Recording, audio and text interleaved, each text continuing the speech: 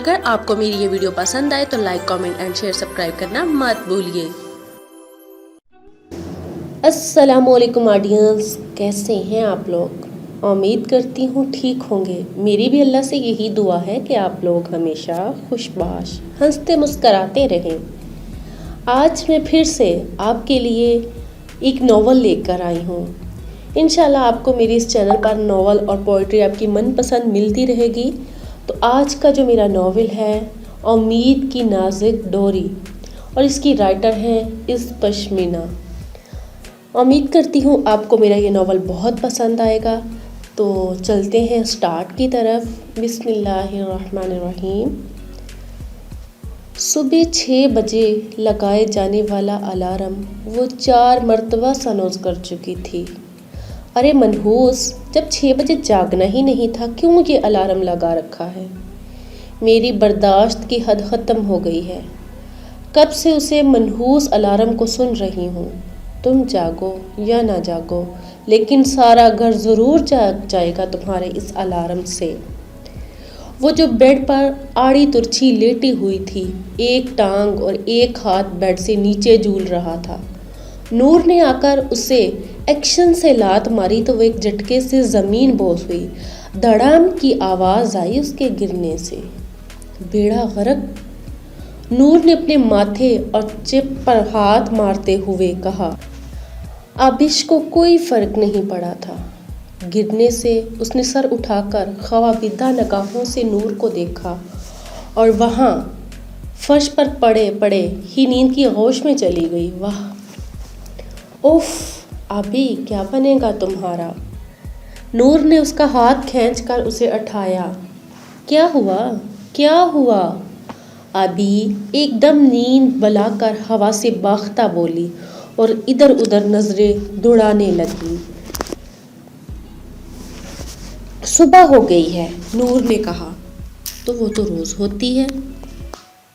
مجھے کیوں جگایا؟ اس نے اپنے آنکھیں موندتے ہوئے پوچھا۔ کیونکہ آج تمہارا یونیورسٹی میں پہلا دن ہے۔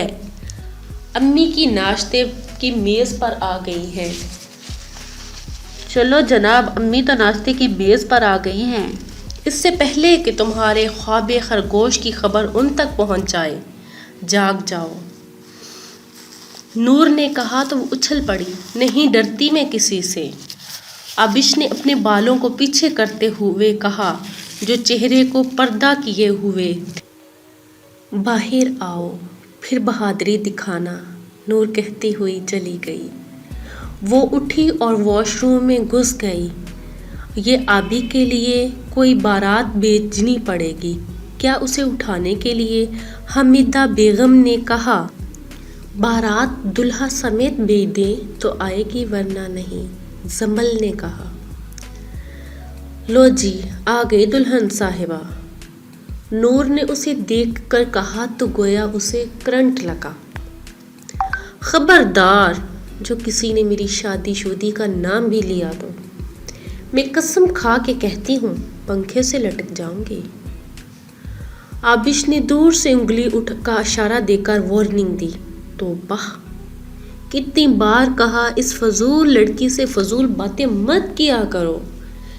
ریان اپنی پیشانی کو مسلتا ہوا زیر لب بڑبڑایا۔ چپ کر کے بیٹھو، کوئی نہیں ہو رہی تمہاری شادی وادی، حمیدہ بیگم سختی سے کہا۔ آج یونیورسٹی میں تمہارا پہلا دن ہے اور یہ حال ہے تمہارا۔ کوئی تمیز، تہذیب، سگڑ پن ہے تو نہیں تم میں؟ میں نے تو سوچا اچھی تعلیم ہوگی تو شاید کوئی قبول کر لے تمہیں، مگر نہ گھرداری کا سلیقہ ہے نہ پڑھائی کا شوق۔ حمیدہ بیگم نے اس کی کلاس لی۔ ہر دن کا آغاز اور اختتام بےعزتی سے ہی ہوتا ہے، کبھی بھول بھال کر تھوڑی سی عزت بھی دے لیا کرے۔ آبش نے جمائی کو روکتے ہوئے کہا۔ کس چیز پر تمہیں تغمہ و عزت و شجاعت دوں؟ سارا دن سوتے رہنے پر، یا بدمزہ کھانا بنانے پر، یا پھر جو تم کچرا رانی بنی رہتی ہو ہر وقت اس پر؟ گھر گندا، کمرہ گندا، حلیہ گندا، میری تو ناک ہی کٹوا دی تم نے سارے خاندان میں۔ کم از کم پڑھائی میں تو کوئی تمغہ لے کر آؤ تاکہ میں دنیا کے بتا سکوں کہ میری بیٹی تعلیم کے میدان میں تو سرخرو ہے کم از کم، حمیدہ نے کہا۔ بیٹی نہیں، سوتیلی بیٹی۔ عابد سے جب کچھ بھی نہیں بن پڑتا تو وہ جذباتی جملہ کیا کرتی تھی۔ اب بھی تم ایسا کرو، ایک بورڈ بنوا لو سوتیلی ماں کا اور میرے گلے میں لٹکا دو، اشتہار لگا دو اخبار میں، ٹی وی میں خبروں پر چلا دو، سڑکوں پر ریلیاں نکلواؤ، شہر کی دیواروں پر لکھوا دو کہ حمیدہ میری سگی نہیں سوتیلی ماں ہے۔ حمیدہ نے کہا تو ریان نے اپنی مسکراہٹ چھپانے کے لیے اپنا ہاتھ چہرے پر رکھ لیا اور اوپری ہونٹ رگڑنے لگا۔ آج اس کی یونیورسٹی کا پہلا دن تھا۔ سارا دن یونیورسٹی میں خوار ہونے کے بعد پتہ چلا کہ آج تو اس کی کوئی کلاس تھی ہی نہیں۔ وہ کسی کو جانتی بھی نہیں تھی اور کسی کو جاننا چاہتی بھی نہیں تھی۔ دنیا میں شاید ہی اس سے زیادہ کوئی عدم بیزار انسان ہوگا۔ کہاں جانا ہے، کس سے بات کرنی ہے، کیا کرنا ہے، اسے کچھ بھی معلوم تو نہیں تھا۔ بالآخر اس نے کسی سے معلوم کیا تو پتہ چلا کہ اس کی کلاس کل ہے، حالانکہ شیٹ پر آج لکھا ہوا تھا، لیکن پاکستانی عوام اور پریشان نہ کرے، یہ کیسے ہو سکتا ہے؟ It's not possible. پولیس وقت پر آتی ہے اور نہ ہی ٹرین، تو کلاس کیسے وقت پر ہوگی بھلا؟ اساتذہ بھی اپنی مرضی کے مالک ہیں اور شاگرد بھی۔ اسے سب سے زیادہ ڈر ریگنگ سے لگ رہا تھا، لیکن اسے کچھ بھی نہیں ہوا تھا۔ اگر ایسا ہوتا تو ریگنگ کرنے والوں کی خیر نہیں تھی، لیکن دل ہی دل میں اسے شوق پڑا تھا ریگنگ کا۔ مگر یونیورسٹی کی انتظامیہ کی طرف سے ریگنگ پر پابندی لگی ہوئی تھی۔ اوپر سے اس حمیدہ بیگم کی دل جلانے والی باتیں صبح صبح اس نے سن لی تھی۔ اب ایسا بھی نہیں تھا کہ وہ اس حمیدہ بیگم کو دکھانے کے لیے پڑھائی انتہا درجے کی محنت کرنے والی تھی اور گولڈ میڈل لینے کا ارادہ رکھتی تھی۔ نہیں، سارا دن یونیورسٹی میں لور لور پھرنے کے بعد واپس گھر آئی تو تپی ہوئی تھی۔ کیسا رہا پہلا دن؟ زمل سوتیلی بہن نے اسے دیکھ کر سوال داغا۔ وہ بنا کوئی جواب دیے آگے بڑھ گئی، کمرے میں آئی اور لباس تبدیل کیے بغیر ہی بہہ گئی اور ایسی سوئی کہ مغرب کی اذان پر ہی اس کی آنکھ کھلی۔ وہ اٹھی اور آنکھیں ملتے ہوئے واش روم میں گھس گئی، لباس تبدیل کیا،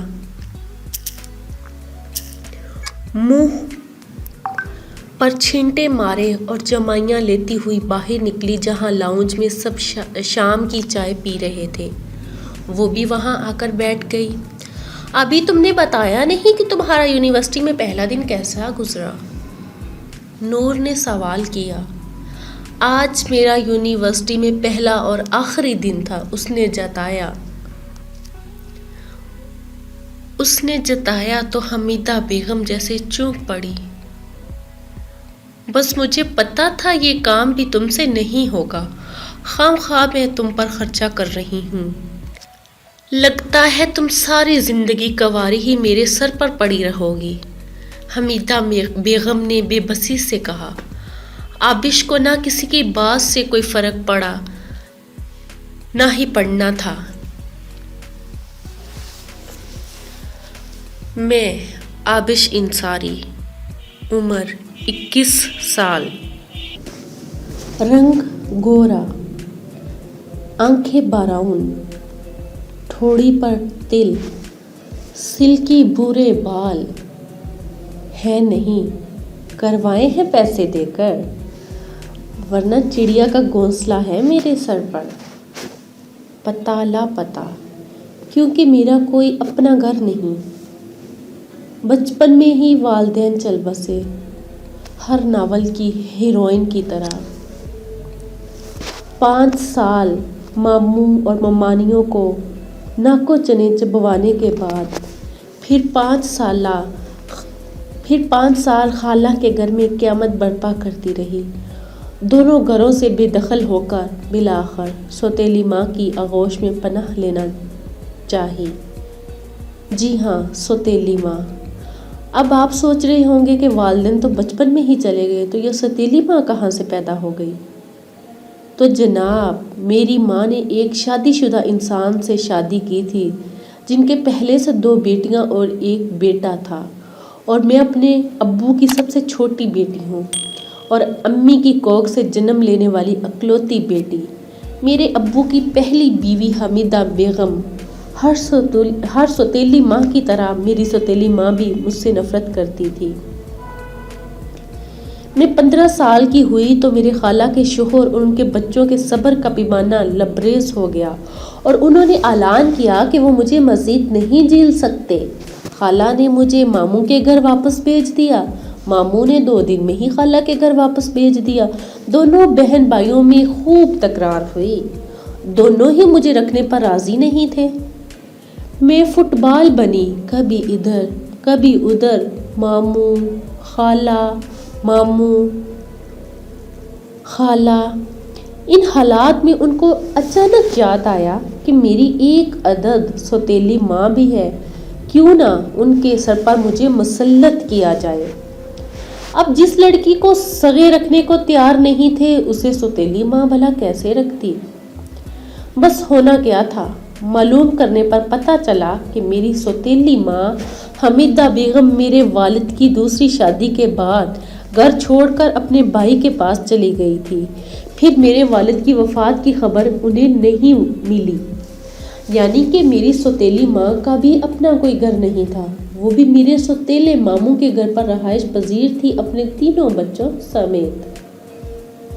ان کے بھائی شہریار انصاری اور بھابھی زوبیہ انصاری نہایت ہی نیک اور شریف لوگ تھے، جنہوں نے میری ماں مطلب سوتیلی ماں حمیدہ بیگم کو اپنے گھر میں سالوں سے پناہ دی ہوئی تھی۔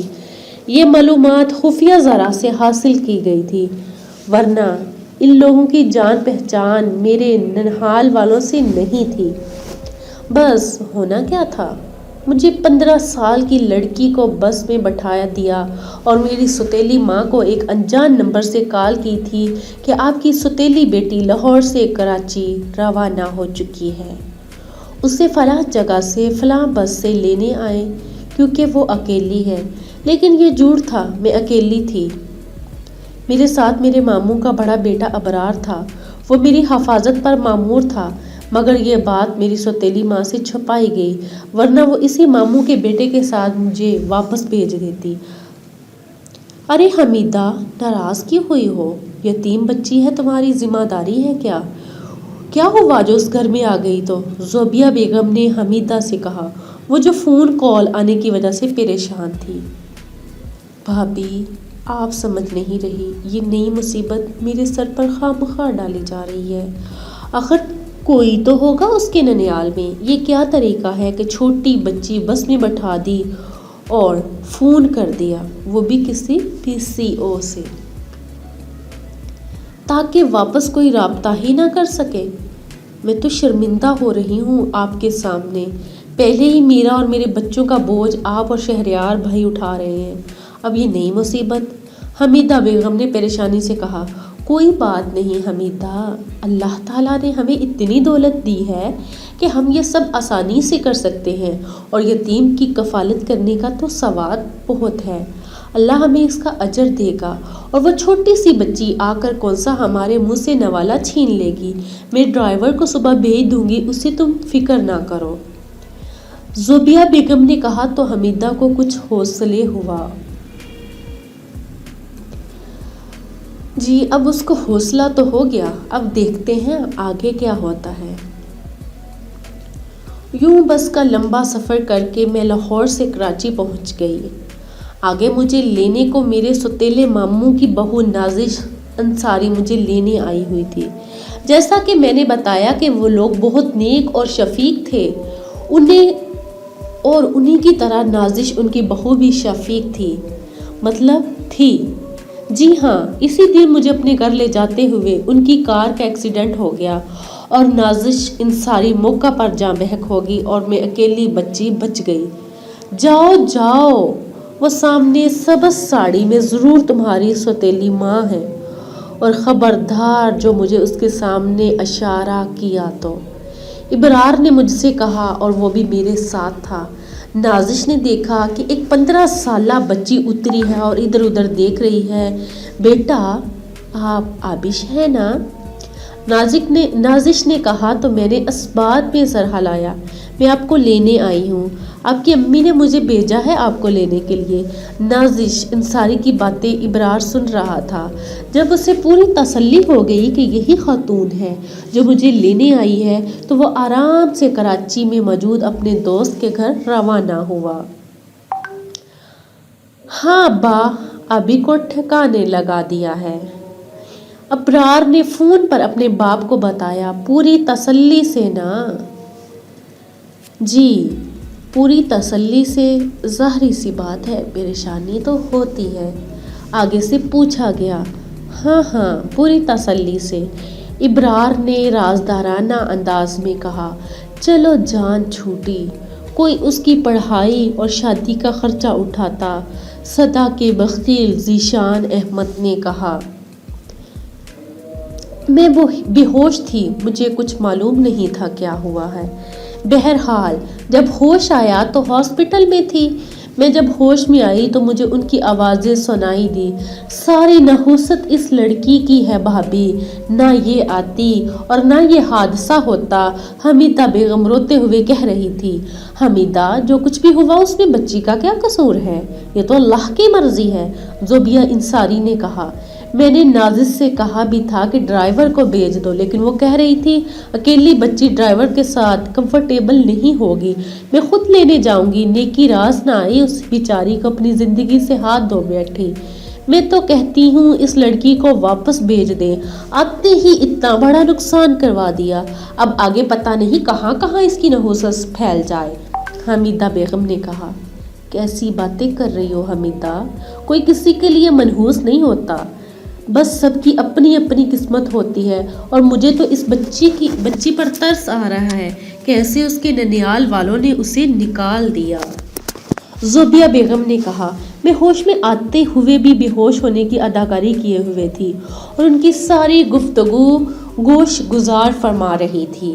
زوبیہ انصاری پر تو مجھے گڑو گڑو پیار آ رہا تھا اور اتنا ہی خار مجھے اپنی سوتیلی ماں پر آ رہا تھا۔ خیر، تھوڑی دیر میں وہ لوگ مجھے اپنے گھر لے گئے جہاں ماتم کا سماں تھا۔ جیسے ہی گھر میں داخل ہوئی، زوبیہ انصاری کا اکلوتا ثبوت وہاج انصاری مجھے دیکھ کر بولا، موم پلیز اسے میری نظروں کے سامنے سے دور کریں۔ وہاج نے کہا تو میں نے معصومیت سے زوبیہ انصاری کی طرف دیکھا۔ وہ لڑکا کون تھا مجھے نہیں معلوم، وہ تو بعد میں معلوم ہوا کہ وہ نازش کا شوہر تھا جن کی پچھلے ماہ ہی محبت کی شادی ہوئی تھی۔ نازش وہاج سے 8 سال بڑی تھی، لیکن وہاج کا دل اپنی یونی کی ٹیچر پر آ گیا اور چٹ منگنی پٹ بیاہ ہوا۔ حالانکہ وہاج بھی ابھی 24 سال کا تھا اور زوبیہ 32 کی، لیکن محبت کہاں عمریں دیکھتی ہے۔ کیسی باتیں کر رہی ہو ہنی، اس میں اس بچی کا کیا قصور؟ زوبیہ انصاری یہ کہتے ہوئے مجھے حقیقی جنتی خاتون لگی تھی، لیکن مجھے اندازہ نہیں تھا کہ وہ جلدی جنت میں چلی جائیں گی، یعنی کہ اگلے ماہ ہی زوبی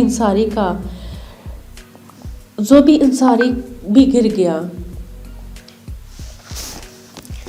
یعنی کہ اگلے ماہ ہی زوبی انصاری کا وقت بھی گر گیا۔ واہ، کیا قسمت ہوتی ہے کسی انسان کی، اگر اس کی زندگی میں کوئی اچھا انسان آ جاتا ہے تو اس کا وقت ایسے ہی گر جاتا ہے۔ وہاج انصاری اپنی بیوی اور ماں کی موت کا صدمہ لیے ہوئے امریکہ سدھار گیا۔ میرے لیے آسانی ہو گئی۔ اب گھر میں میں تھی، میری سوتیلی ماں، بہنیں، بھائی اور شہریار انصاری۔ لیکن یہ آسانی تب تک تھی جب تک وہاج انصاری امریکہ میں تھا، لیکن 6 سال بعد اس کی واپسی کی خبر نے مجھے ایسا ہی پریشان کر دیا تھا جیسے مہنگائی پاکستانی عوام کو پریشان کیے ہوئے تھی۔ وہ اس وقت 24 سال کا تھا اور میں 15 کی، اور آج وہ 30 کا ہو چکا ہوگا اور میں 21 کی۔ آج 6 سال بعد وہ پاکستان واپس آ رہا تھا۔ جہاز سے اترتے ہی وطن کی سندھی خوشبو اس نے اپنے اندر اتاری، اور اسے اپنے وطن سے محبت تو بہت تھی، لیکن جو حادثہ ہوا اس کے بعد اس کا وطن میں رہنا مشکل تھا۔ لیکن امریکہ جا کر بھی اداسی نے اس کا پیچھا نہیں چھوڑا۔ اسے لگا تھا کہ وہ نازش اور اپنی ماں کے بغیر 6 دن بھی نہیں رہ سکتا، لیکن خدا صبر دے ہی دیتا ہے، اس سے بھی صبر آ گیا تھا۔ آہستہ آہستہ وہ سمجھدار بھی ہوتا چلا گیا۔ 6 سال امریکہ میں جاب کرنے کے بعد اسے خیال آیا کہ اس کے والد کو اس کی ضرورت ہے۔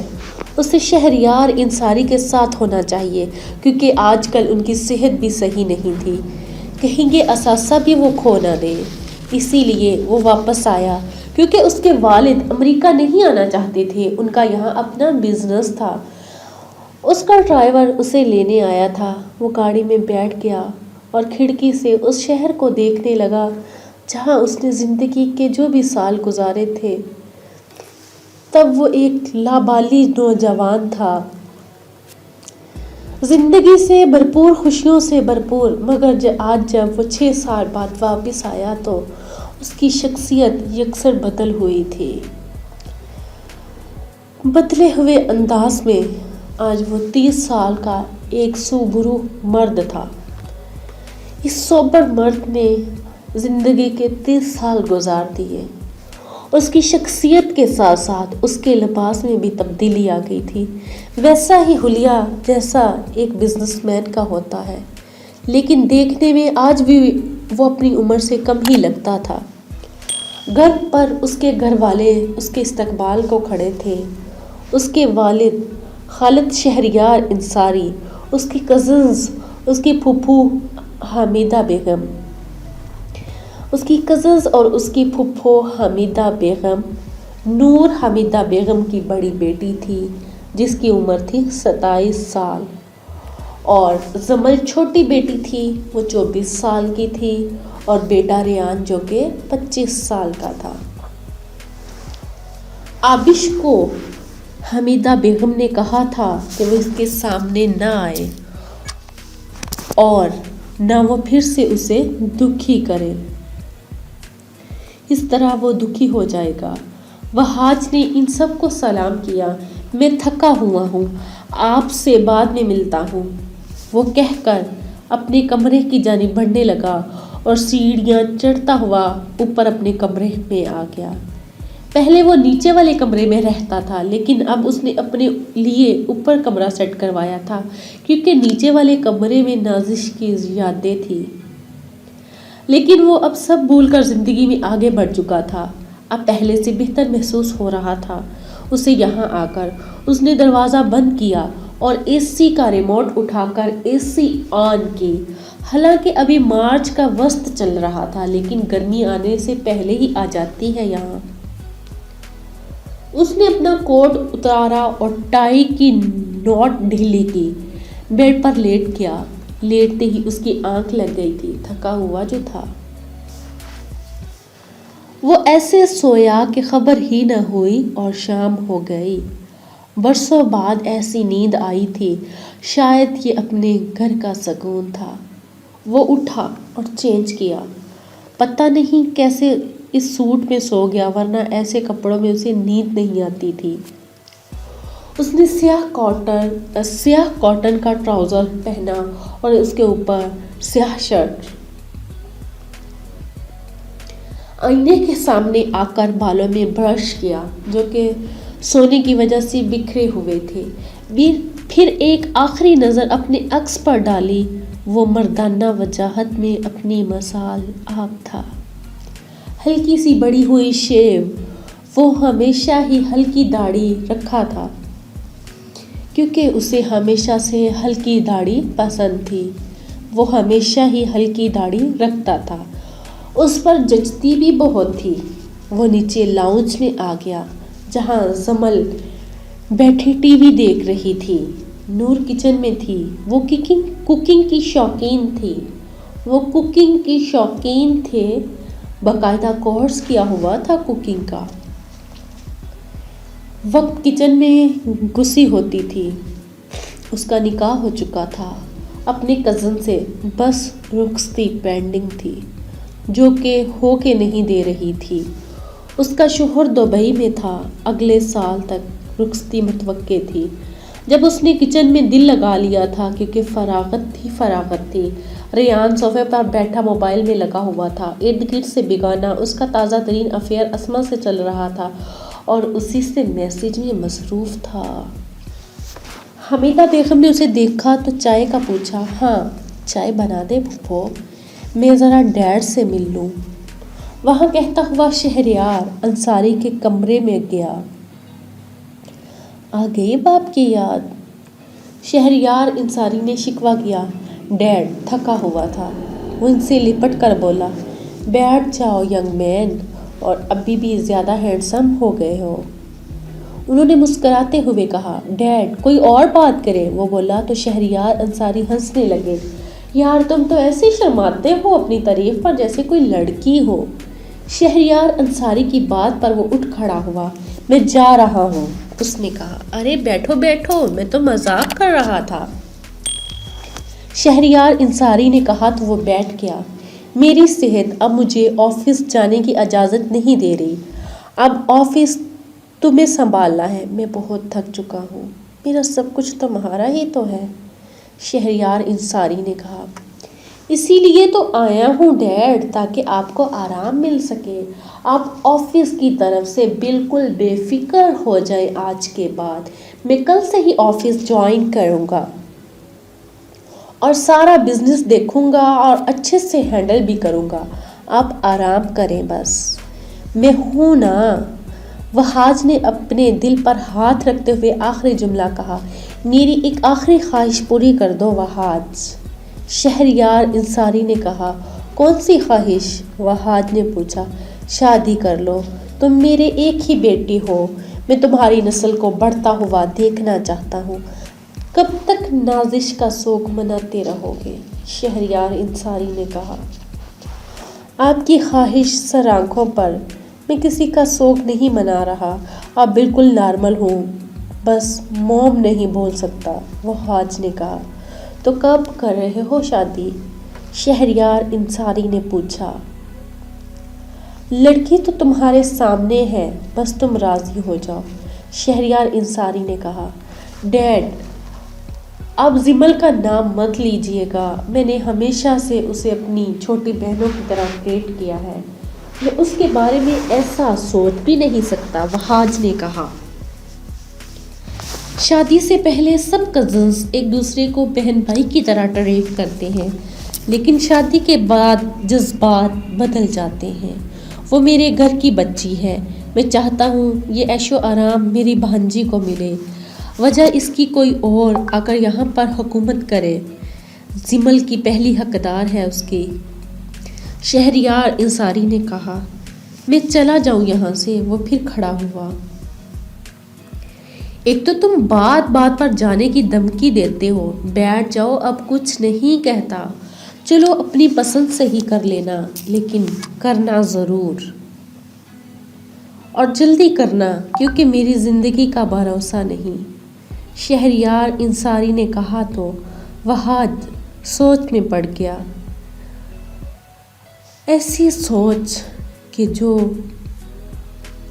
اس کو پہلی محبت کو نہ بھلا سکے، لیکن اب اسے زندگی میں آگے بڑھنا ہے، اور زندگی کے آگے بڑھنے کے لیے ہمیں اپنے پچھلے غموں کو چھوڑنا پڑتا ہے، ان کو واش کرنا پڑتا ہے، ان پر پردہ ڈالنا پڑتا ہے۔ اسی طرح آج کی اسٹوری کا میں اینڈ ادھر ہی کرتی ہوں۔ ملتے ہیں نیکسٹ ویڈیو میں، نیکسٹ ایپیسوڈ میں انشاءاللہ۔ اگر آپ کو پسند آئے میری یہ اسٹوری تو آپ کامنٹ باکس میں کامنٹ لازمی کیجیے گا۔ اللہ حافظ۔